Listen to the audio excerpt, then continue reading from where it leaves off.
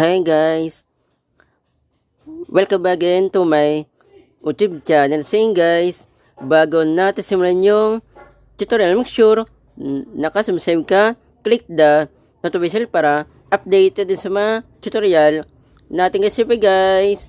Magandang umaga, magandang tanghali, madahapon, madagabi, kung anong oras mo ito napapanood itong video to. Meron na naman pa sa guys na share po na about po sa Wi-Fi na naman guys. Ito na po yung part 3 para po sa mga naka-PC or laptop guys. Para po alam niyo na ba guys kung ano pong dahilan bakit po mabagal po yung Wi-Fi internet po natin guys.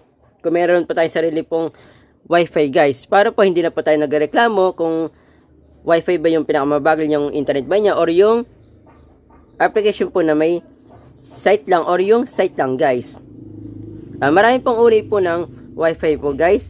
Isa na po itong katulad po sa amin, ito po yung Wi-Fi router po. Naka-fiber po siya. Meron po siyang dalang uri po. Unahin muna natin guys yung mga naka-PLDT fiber, Converge fiber, Globe fiber, mga ganun guys. Mga nagsusupply po ng internet po na malalaking kumpanya po guys na nagsusupply po ng internet po ng fiber guys. Yun po yung hindi po nilagyan po ng SIM. Pero ito po yung pangalawa kasi meron po dalawang uri po ng fiber. Halimbawa ako, meron po akong sariling internet po.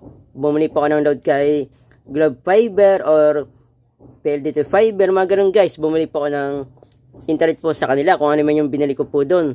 Kung dalawa man guys. Bibili na po ako ng router na hindi po nilagyan ng SIM. Then, yun po yung ikakabit ko po sa kanila guys. Sa mga bahay-bahay guys. Meron pa pala guys. Tatlo pala guys yung uri po ng fiber. Yung binanggit ko po kanina, yung bumibili po ako ng load, yun po yung naka-wire lang po guys ha. Then ito naman po yung isa, di ba bumili din po ng load sa mga fiber po, katulad po ng PLDT fiber, mga ganun guys. Bibilan din po ako ng router na ganito, kung man yung router na available sa online or saan man ako makabili. Bibili po ako ng router na katulad po nito, na hindi po nalagyan ng SIM din, maglagay din po ng tower din.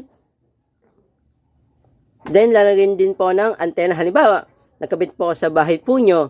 Yun po yung lalagyan ko po kayo ng antena. Then yung antena po, itututo ko po sa main internet po namin kung saan po nakalagay po yung tower po namin guys. Yun po yung tatawag po na P2P. Pero fiber din po yung internet po guys. Hindi po siya SIM based yung internet po. Ito lang po yung meron po tayong dalang uri po para po sa mga wireless po. Ito po yung Wi-Fi modem. Kung meron po kayong Wi-Fi modem, meron po siyang malaki, tsaka meron din po siyang maliit guys. Pwede po nyo isaksak po yung guys, basta meron po kasaksakan po ng 12 volts kahit na saan man kayong lugar guys. Pwede rin po sa power bank, basta meron po kasaksakan po ng 12 volts, wireless po siya guys. Depende lang po sa inyo ano po yung gagamitin po yung na SIM. Ito lang po yung isa pa pong wireless. Ito po yung pocket wifi guys. Ito po yung merong battery kahit saan po nyo dalhin. Meron po siyang maliit or malaki. Ito po guys once na nawalan po siya ng karga, i-charge nyo lang po guys. Yun po yung pocket wifi guys. Punta na po tayo sa laptop ko para may turo ko na po sa inyo. I-upload ko na po ito guys kasi huling-huli na po ito guys. Late na po ito. Hindi ko na po siya i-premiere po Doon na tayo sa laptop para may turo ko na po sa inyo. Tara, let's go! So yun guys, andito po tayo sa laptop ko na binigay po sa akin ng kuya ko. Depende po sa inyo kung ano po yung gagamitin po nyo, kung PC or laptop. Unang step po, para po ma-check po natin yung internet po natin, kung wifi po ba yung mabagal, or yung application lang po na may site lang, or yung site lang guys.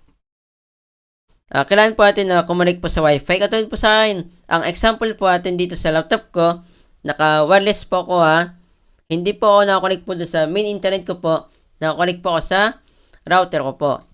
Yan, ito po nyo Hindi po ako nakakonect po dito sa boss.ash.wifi.2.4 GHz guys.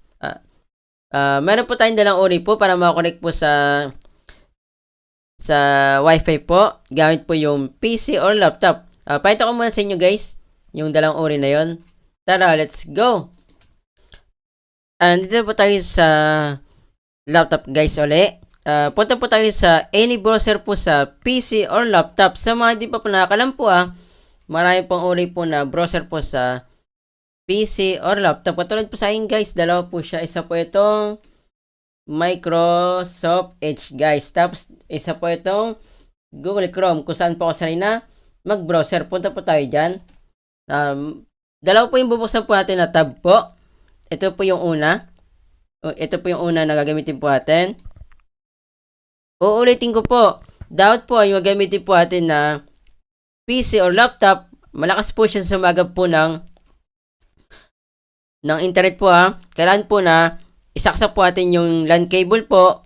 Kung meron po tayong extra po na LAN cable or meron po siyang available din po na saksakan po ng LAN cable po guys Para po makuha po natin guys yung pinaka-speed po natin. Halimbawa, naka 50 Mbps po tayo. Makuha po niya agad-agad yan guys kapag naka-LAN cable po tayo. Dito po, tatype po natin dito kapag hindi na po tayo naka LAN cable, katulad po sa akin, naka-wireless po, dapat po lalabas po sa internet po natin. Kung halimbawa yung internet po na level po natin kung 50 Mbps, 100 Mbps, dapat po, halimbawa, sa akin po 50 Mbps po. Ang lalabas po dapat sa akin ay, kung naka-wireless po, ay mga 40, mga ganoon guys. Mga 35, mga ganoon. Basta malapit po sa 50 Mbps po Dito po, type po natin dito ay speed test.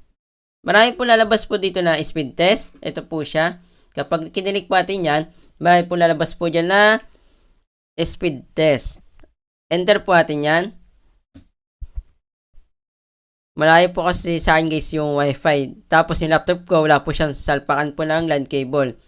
Gagawin ko po yung tutorial guys Then maglalagay din po ako ng wifi po dito sa pinagagawan ko po ng tutorial. Ng isa pa. Nakita po nyo, marami po siyang uri po na speed test. Dito po tayo sa speed test by Ookla. Sa mga naka cellphone po dyan na gusto po matutunan din po yung ganito po guys sa paano po ma-check po ng internet po kung mabawal po yung wifi po natin, yung internet po niya or yung application lang po na may site lang or yung walang site. Gagamit lang po tayo ng application po. Nasa description lang po ng video guys yung part 1 po. Yung part 2 po nito guys kung gusto niyo din po ma-check po yung internet po nyo, bakit po siya mabagal sa mga nagtitipid po dyan storage or full storage na po guys na gusto lang po i-check. Nasa description din po ng video guys yung part 2 po nito. I-click nyo po guys Then yung lahat po na nagawan ko po na about po sa internet, meron po ang playlist po yun. Nasa description din po ng video ko po guys yung playlist po yun. Para po i-click po yung guys at matutunan po yung lahat po Click po natin yan. Dalawa po yung bubuksan po natin na tab po isa na po ito. Dito po nandito na po tayo sa speed test. Click po natin itong go. Go natin. Dapat po lalabas po dyan ay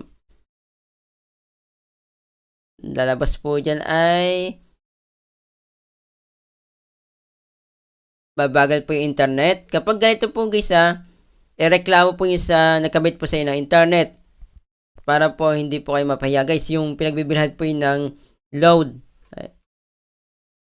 Dapat dito, magkatugma po sila ng malapit. Halimbawa, ito, 35, ito po ay 40.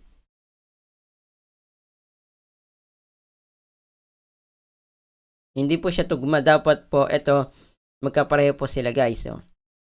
I-go po natin ulit para makasigurado po tayo.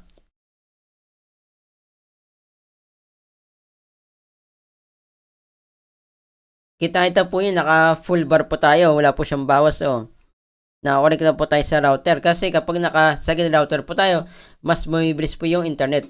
Mag-YouTube na po tayo.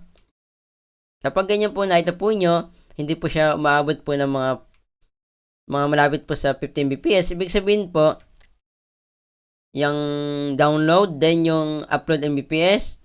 Ibig sabihin po guys kailangan na po natin na reklamo po yan.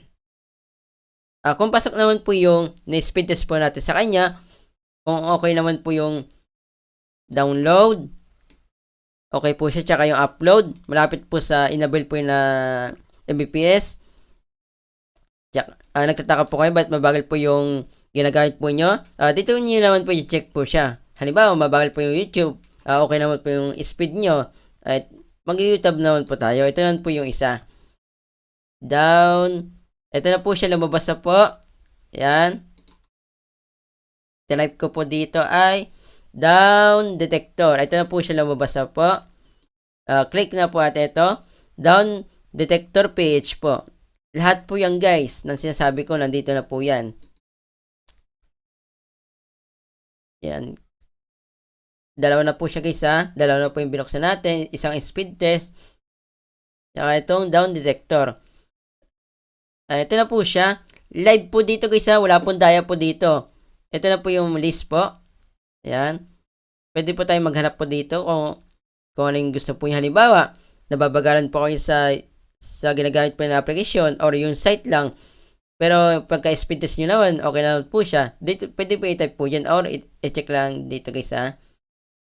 Ayan o. Ito, makita po nyo dito kapag meron po siyang ito, katulad po nitong Gemini. Kapag nakita po nyo, ito naman guys, kulay blue naman po siya. Kulay blue, ito po yung nag-iisa po guys na dilaw. Ibig sabihin po, ito pong Gemini, Google Gemini, siya po yung may problema guys. So, nakita po nyo, okay po siya. Ayan, ayan po yung meron po application na may site guys. Maghanap po tayo ng site lang guys. Pakita ko po sa inyo. Post ko muna itong video na ito para maghanap muna ako guys ng site lang. Para patunayan ko po sa inyo, hindi lang po siya guys na pan-check lang po ng meron po application na may site guys. Nakita ko na po guys yung site lang. Wala po siyang application. Ito po. Ito po siya. Itong DreamHost. Click po natin yan. Ayan guys. So, na ito po nyo dito. Ayan guys. So, wala po siyang problema. Ito po yung sabi ko po sa inyo. Meron din pong pan-check po lang. Site lang na walang application po.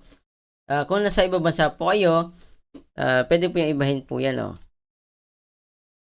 Kasi hindi naman po lahat ng meron pong application po sa ibang bansa. Meron po dito sa PH po guys. Same lang din po sila guys. Halimbawa, nandito ka din sabi natin, dito tayo sa France. Meron din po siya na application po na wala po sa PH po. Na meron naman po sa PH po yung application na wala po sa France. Ganun po siya guys. Yun lang guys, yung share ko po sa inyo. Dito na guys nagtatapos yung video. Paka-share po ito yung video sa mga kakalain nyo guys na hindi pa po alam kung paano ba mag-check para hindi po sila guys na mapaya kung alam po nila guys yung pinagbilihan po ng load po nila, nagkabit po ng internet po sa kanila guys. Para po alam na po nila guys yung dahilan kung internet po ba ng wifi po nila mabagal or yung application lang na may site or yung site lang guys. Kahit hindi po yung kakilala guys, basta na ito po nyo, meron po siya sariling wifi, tapos naka-PC po sila or laptop, para po hindi na po sila guys na mapaya guys, hindi po sila reklamo guys kung kakilala po nila yung nakabit po ng internet po sa kanila guys or yung pinagbibilhan po nila guys ng load. Tapos sinari nyo ito mismong video dadami itong views, mas madami tayong natulan na tao. Yun na po, God bless po, ingat po yo.